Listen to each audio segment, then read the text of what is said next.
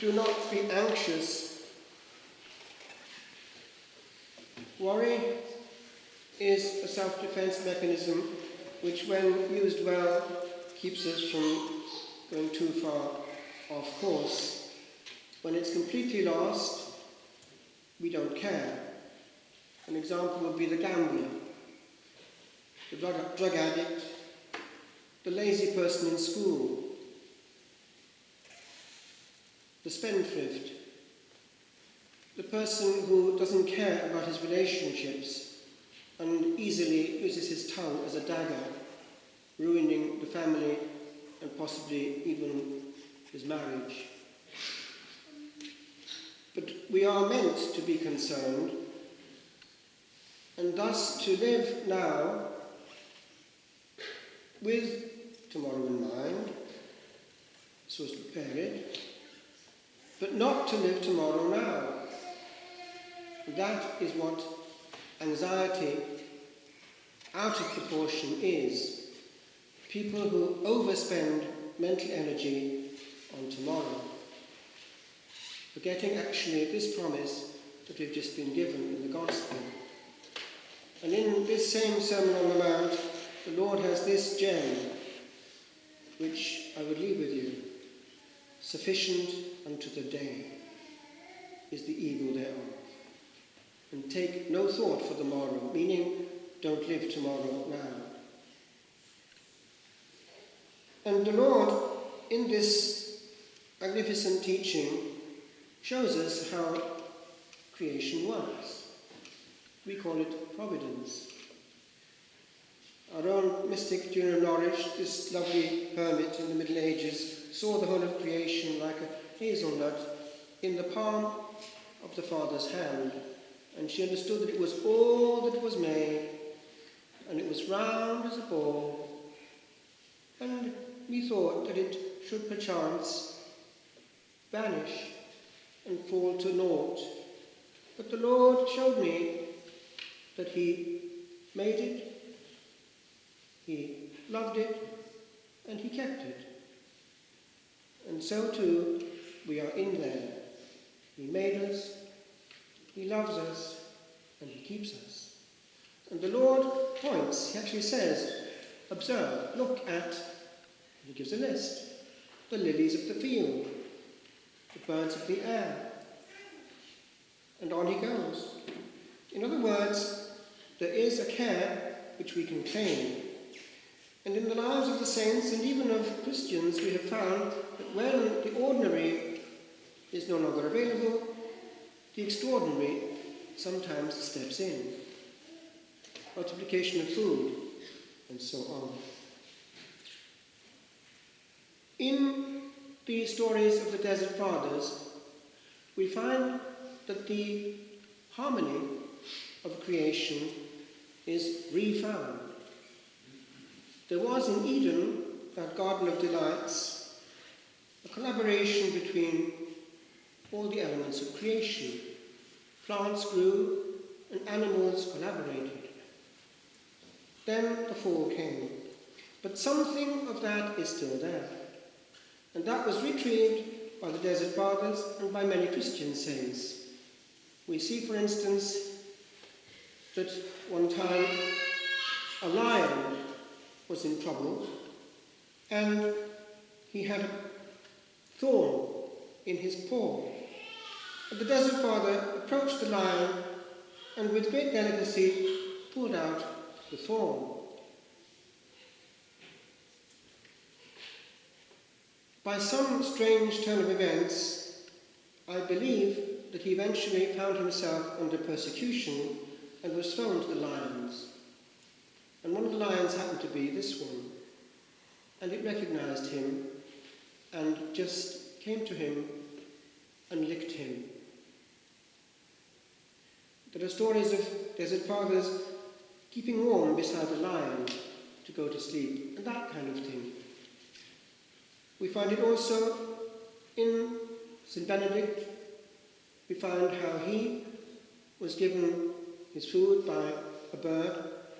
We find it also in St. Anthony the Great, that great patriarch of monks in the desert.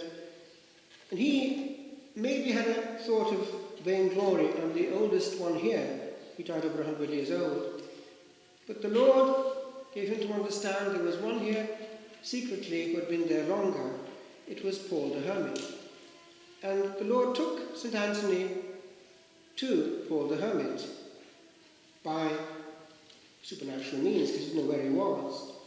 And he was about, obviously, to peter out. So the Lord wanted the other saint to be with him. But then there, the pattern was just the same as with the saints, Elijah and so on. The daily bread would come from a bird. And this day, because there were two of them there, the bird came not with half a loaf, but with a complete loaf. And so they were extremely polite. After you are the senior. No, after you, I pray you. I am honoured by your visit. No, I insist, after you. And they couldn't agree, so in the end, like a cracker, they split the loaf in two. But there is more. All through the ages, that harmony of Eden has been found by people who are not contaminated. Have you noticed how little children get on very well with animals? The animals seem to know, don't they, that they're gentle and kind. My niece used to take the cat to bed with her, and so on. Now, one of the pure flowers in the garden of our God is St. Rose of Lima, there in the Americas. And she was extremely close to heaven and uncontaminated. She died in 1617. Many miracles and unusual happenings were recorded by them in a diary, that is, those who had known her.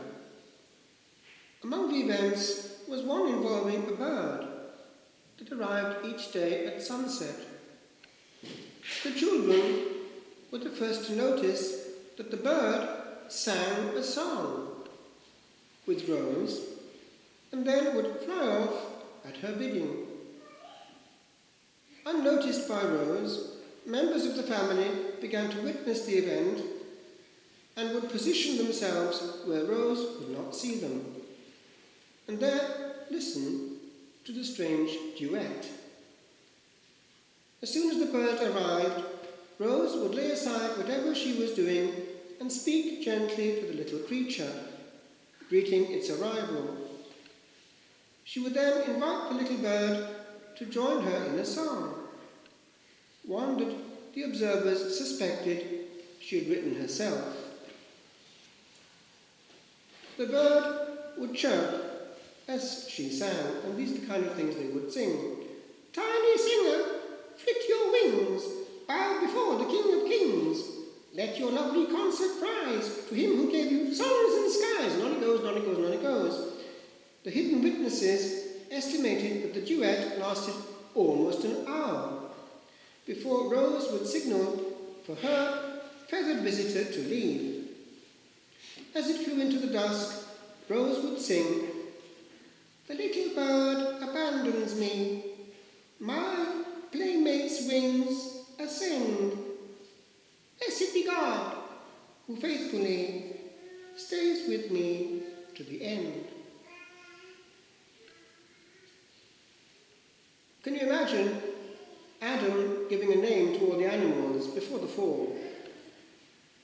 You can imagine God the Father sitting next to him with a notebook, and Adam seeing for the first time these animals of all dimensions, and he says, elephant, elephant, giraffe, giraffe, and these names remained until our own day. Adam gave them names, and they are our friends on the journey.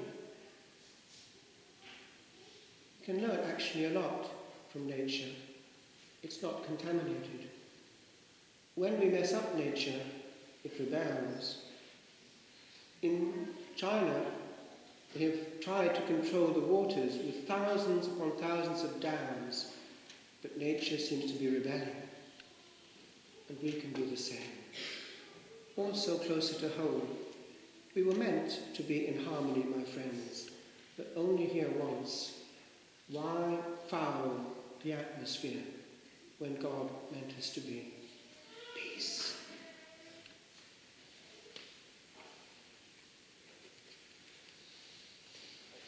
I have a little bird with me at home for the time being anyway. I'm not sure how long it'll last. I wrote this to him yesterday.